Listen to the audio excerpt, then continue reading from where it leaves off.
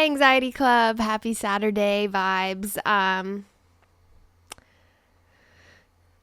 a little all over the place, if I'm going to be completely honest. I obviously haven't been posting these videos consistently on Saturdays, and I'm really sorry about that. I kind of want to use a little bit of this episode to just talk about what's going on and what what my plans are for Anxiety Club. So with that being said, I, as an artist, am entering into a really fun new era. And you could say I'm going back to my roots.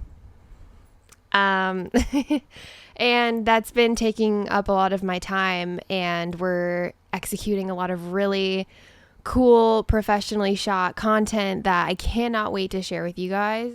Excuse me. Say hello to the camera. Can you say hello? Can you get down? So we're making a lot of really cool quality content, and I'm just like over the moon stoked to share this new era of Lexi with you. Oh my God. So we're entering into a new era with all of this new content, and I just cannot wait to share what I'm doing with you. This new era of Lexi Klein is going to be really unique and really fun, and I can't wait. And so obviously Anxiety Club I hold really dear to my heart, and I have been kind of building this alongside growing my career as an artist, and I see you. And I do want to continue to bring Anxiety Club along with me on this journey because it's already grown in such a short amount of time. And I've received nothing but like positive feedback from the growth that like Anxiety Club is bringing, and people just like having such positive things to say about what we're doing here. So I definitely want to bring Anxiety Club with me. Because it's also just like a really candid look into my life. You're gonna have to get down because right now is a bad time for cuddles. So I'm gonna continue to share these Anxiety Club videos with you guys. They are gonna come out on like a bi-weekly basis. I'm gonna say right now though that I'm not going to promise you guys a Anxiety Club video for the month of April. That's going to be bi-weekly. I'm gonna do my best to do another video this month, if not two, and I just can't promise anything this month because of the amount of work that we're putting in right now for this upcoming release and this new era that I'm implementing in May. So that's like a little update because I obviously wanted to like tell you guys that I'm so sorry that I haven't been super consistent about. So anyways, that's kind of an update for what's going on with Anxiety Club. I have plans to bring you guys along with me into this new journey of Lexi Klein, this new era that we're building. And again, I just don't know if the episodes will drop consistently on Saturdays right now going into April, but I will keep you posted along the way.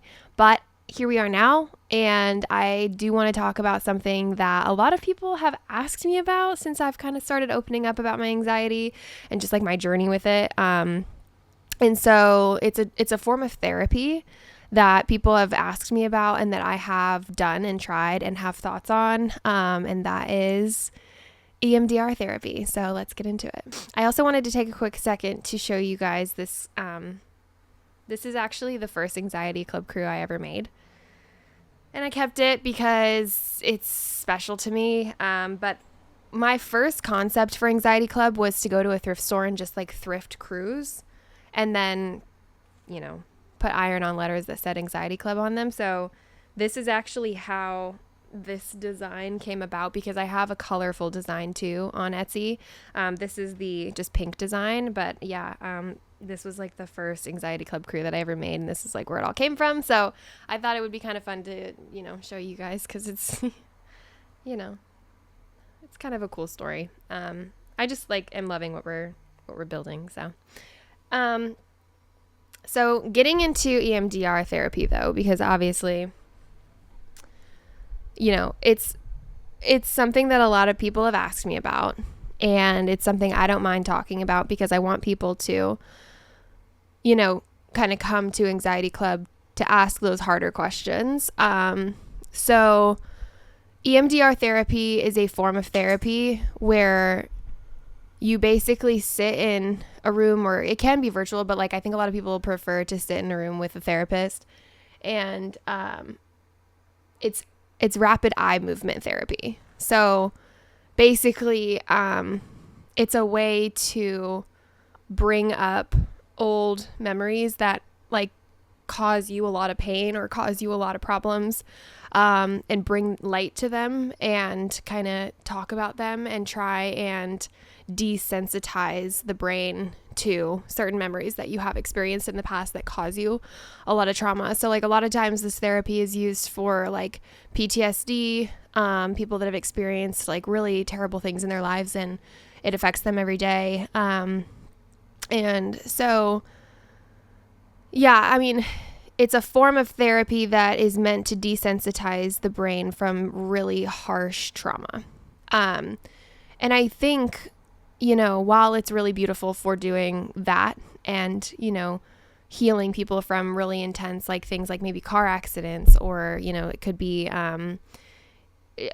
just like maybe losing someone, or, a really traumatic near-death experience, that kind of stuff. But what I also love about EMDR therapy is how I used it, and how I went about it was I didn't have like a super one scenario form of PTSD or experience where I wanted to like go and work on desensitizing myself from one thing. I think for me, I wanted to utilize it as a resource to kind of figure out what might be causing me to feel the way that I did. And mine wasn't just one scenario. Mine was kind of like a few scenarios that made me feel anxious and made me feel like I had, a lot of panic attacks. And, so I wanted to kind of explore like why certain things still come up for me in my adult life that, came up for me a long time ago. And, if I could possibly like remember things that, about those experiences to kind of help me find answers. So I went about it that way, and the therapist that I worked with was really great. He was really good at just like listening and understanding what I was saying, and then looping around and like finding out even more, because I think when you're the anxious person, you kind of reach a glass ceiling where you're like, okay, that's all I've been able to pinpoint. Like that's all I know, and I'm, anxious, and I'm, I can't get out of it, and I don't know what to do. But it's like there's so much depth normally to an anxious person and why they're so anxious. And I think, it's a really unique form of therapy, and this specific therapist really made me appreciate what this kind of therapy can do. And, I've had a lot of friends ask me about it and ask me like if I liked it. And the answer would be yeah. Like I feel like a lot of times when I'm anxious, I feel like I'm sinking and I can't surface. Like I can't swim to the surface of the water. I can't breathe. Like I like to use that visual for people that don't fully understand anxiety. Sorry, my phone is blowing up and I'm just not loving it.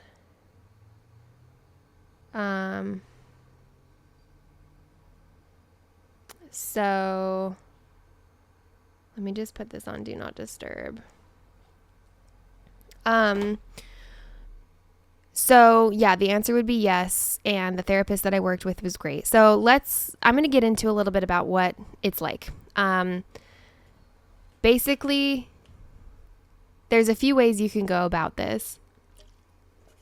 A lot of times a therapist will use like two buzzing pieces. I don't really know what they're called, but like you hold them in your hands and like they buzz. So like, it'll buzz in your right hand and then it'll buzz in your left, and it'll like rotate for however long that you're going through your session. And I think that I don't really know exactly what that's doing, but I think that it's like programming your brain to like think differently about a scenario. and it's like associating it with this feeling.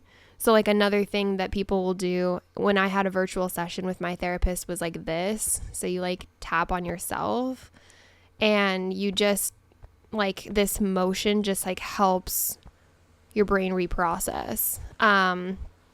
And mindful, I'm not a doctor. I also didn't even do any research on this before I hopped on this video to talk to you guys about it. So this is coming from such a candid place, and like this is just my experience with it, and my information, you know, is as accurate as I think it is. So do your own research and make sure that you talk to like an, you know, professional if you really are seeking this out and you want like, you know, true answers. This is just like my experience, but yeah, so like I chose to opt into the one where I was like holding the buzzing things, because like doing this motion just kind of like made me feel like that was an extra doing. And I'm like, I don't want to sit here and do this while I'm like having to talk about really terrible things that I've had to deal with, you know?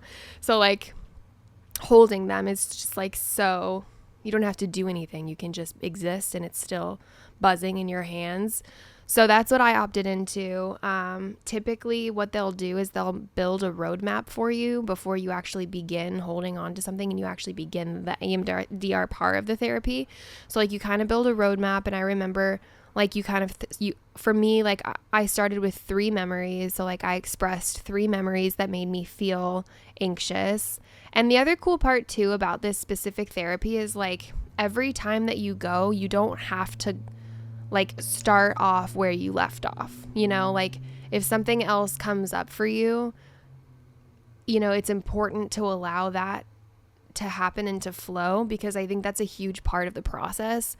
Something that, you know, my therapist would say is like, if something comes up for you that doesn't even make sense as to what correlates to the memory that you're experiencing the trauma with, that's okay. Let it happen. Like let it exist and let it flow, because we don't know. We have to trust the brain. We have to trust the brain to tell us if, you know, maybe feeding the dog is something that comes up for you in your session. Like you need to trust that like maybe feeding, like sit there and think about that longer and see if anything comes up for you from that feeding the dog memory that you have. Or, you know, because a lot of the times like you kind of bring up things from like your childhood, so maybe like feeding the dog had something completely different to do with something else that is causing you anxiety over here, and it's like you kind of like are trying to piece together this puzzle. And I just loved the experience, because it really opened my eyes to like being like, oh, I'm not crazy. Like there are really truly thick Easter eggs almost that like have been laid throughout my life to make me feel a certain way. And just like realizing it is such a relief. And that's, I think, the point, because you're supposed to desensitize yourself to certain things. So you build a roadmap at the beginning of your therapy with your therapist to kind of determine like where you're going to begin. So like you pick like 3 core things that cause you a lot of anxiousness. And then under those individually under those 3 core pieces, you kind of bring up like 3 different memories. And then when you start your session, the idea is to like hold on to the things, the buzzing pieces, and you close your eye. I chose to close my eyes because I just want to disassociate from like the room. I want to disassociate from my body. Like I want to completely go somewhere else and like allow my brain to just like exist in like consciousness, and that's it. Like because I don't want to like, you know, I don't want to feel awkward. I don't want to like feel like, you know, my position or my clothing looks weird, or the therapist thinks I look funny, or like whatever, you know. So like I chose to opt into like just closing my eyes, and it was really hard to settle into my own body. It took a few sessions, to be honest, to like really settle in, and to allowing the brain to flow, and to allow the brain to like tell you what it wants you to know and what it wants you to process through. So a lot of trusting with yourself. And, you know, in my first session, you know, you kind of like talk to your therapist about like, okay, well, if something comes up for you, or like if something came up for me and it was really deep and it was really intense for me, like I can kind of put my hand up and ask for a break. Because a lot of the time, like, it's your therapy. It's however you want to treat it. If you need to take a break, like, you can absolutely take a break because it can get intense. But like my first 2 sessions, I would say, were not very intense. They were very light. I think I was having a hard time trusting, you know, kind of like I spoke about, and allowing kind of the deeper, more intense things to really come up for me. I was like pushing them down. That's kind of what I do, you know, and I think maybe people can relate to that. It's just, you know, a lot of the times I push things off or I push things down and I'm like, oh, that doesn't actually bother me. Like, you know, but it does. You know, I don't know that I would really need to get into details with like how I spoke, but what ended up happening for me after like I think I had only 5 sessions total before I, you know, I haven't gone back. You know, I have taken a break from it because I had an enlightening moment and I kind of had a breakthrough.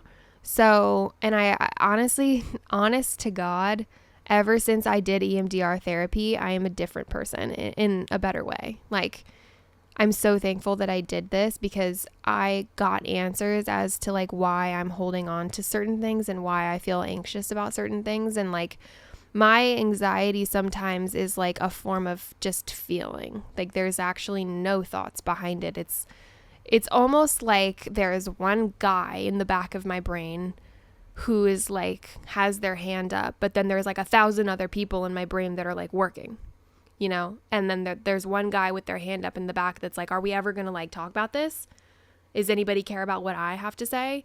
And like all of the other people in my brain are just working and like nobody cares. And like days go and months go and years go and nobody actually talked to that one guy in the back of my head who had a thought or had a problem or had a feeling about something, and I never processed it. And so then time goes on and time goes on and time goes on, and I never processed it. I never worked through something. And eventually, like, I've experienced just completely cracking in the past where like I have let things go on for so long, and that one dude in the back, like, he had a protest, and I, you know, everyone else in this brain city like listened to him, and that's when, you know, I had a crack, and that's when I knew that I needed to figure out I needed to be gentle with my brain, and I needed to be gentle in understanding, and this is such a visual, but understanding what that one guy had to say, because I think a lot of the times we just push things down. But what I loved about EMDR therapy is it allowed that one guy in my brain to come surface, and let's nurture that, and let's spend time here, because I was feeling so physically anxious, and I didn't know why. And I think as adults and as society and the way that we are raised, you know, emotion is more or less just unseen and unheard. And if you need to be emotional, then you go be emotional, like, by yourself, and like, don't let anyone know that you're emotional. And I just kind of hate that, because I think there are, you know, I don't want to go down into a rabbit hole, but like, confrontation for me brings up emotion. So like, whenever I am in a situation where I feel confrontational, I well up. I feel like I'm going to burst into tears. So why wouldn't I, like, sometimes I'm just like, why wouldn't I just allow myself to burst into tears then? Like, I need to process this right now. And like, why do we try and hide our emotions so much? So I don't know. Anyways, that's genuinely, I really loved EMDR therapy because it allowed space for me to like sit for 1 hour a week and start to understand myself and understand the way that one guy in the back of my brain had something to say. I'm kind of proud of myself for coming up with that analogy, actually. Makes me want to like almost write a children's book, because it's just like such a visual. As an adult too, it's okay to like visualize things and be like, you know, kind of cute about how we look at things. And I think a children's book could be kind of fun to talk about this. But anyways, so yeah, that was kind of like EMDR therapy in a nutshell. I mean, 5 sessions in, you know, because it took 5 sessions for me to have an epiphany and to have an awakening moment where, you know, a memory came up for me, and my therapist asked me about it, and he actually was like, tell me more about this, or do you feel this way? And it was almost like he saw something in my face when I had my eyes closed where like I kind of got tense or I got emotional. He was like, stay there. And then you kind of like hold on to the buzzing things for like a minute. I kind of forgot about that part. You hold on to the buzzing things for a minute at a time, and then your therapist will bring you out and ask you what you saw. So like in that moment, I think he might have noticed that I had something going on in like my face change, because your face says a lot about what you're thinking. And I think something came up for me, and then we discovered something, and it was a huge breakthrough. I actually didn't cry. I never really like got super emotional in my sessions and in my journey with it so far. So, I kind of hope I can get back to it soon. I think what I struggled with, which is a whole other topic, is like it's just really expensive. And so I set aside money for myself to do that and to kind of go and learn about myself and figure something out, because I was really down in the trenches there. And I was like, okay, I want to spend the money to go, I want to go heal. I want to go figure this out. But I think it is expensive, and unfortunately, like, it's kind of an investment, which I wish that it didn't have to feel that way. So, but hopefully, down the line soon, I can go back and kind of resume where I was and start somewhere completely different on my roadmap. So that's EMDR therapy in a nutshell from Lexi Klein, from yours truly. I didn't want to make this session super long. I just wanted to express that, my experience with EMDR therapy was really great. I've had a lot of friends ask me about it. So I hope that was insightful to some capacity. If you have questions about this, like, my DMs are so open for you guys. You can even comment something below, and I'd be happy to answer you, or, however is the best way to reach me. You can always just DM Anxiety Club on Instagram.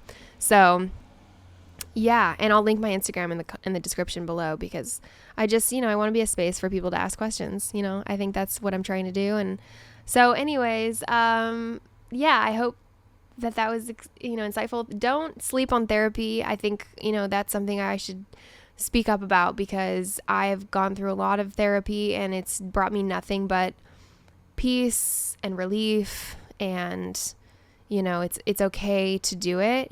Don't feel like something's wrong with you because you want to go to therapy. That's not true at all. Like, you are going to go learn something about yourself and heal in a way that is at your pace. And I just think that there's something really beautiful about that. So I hope you guys have an amazing weekend, and I am excited to continue to talk to you guys about some of these topics. If there's anything you want to discuss here at Anxiety Club, comment them below. Topics, I'm super open to ideas.